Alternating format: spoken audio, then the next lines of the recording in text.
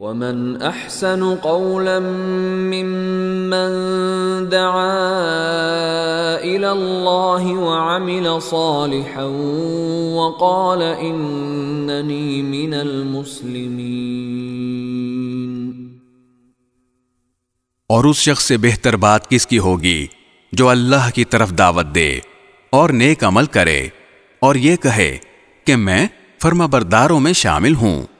ولا تستوي الحسنة ولا السيئة ادفع بالتي هي أحسن فإذا الذي بينك وبينه عداوة كأنه ولي حميم۔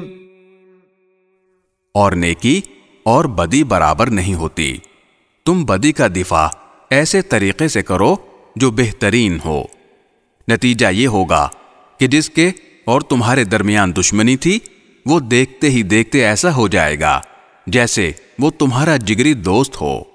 وما يلقاها إلا الذين صبروا وما يلقاها إلا ذو حظ عظيم۔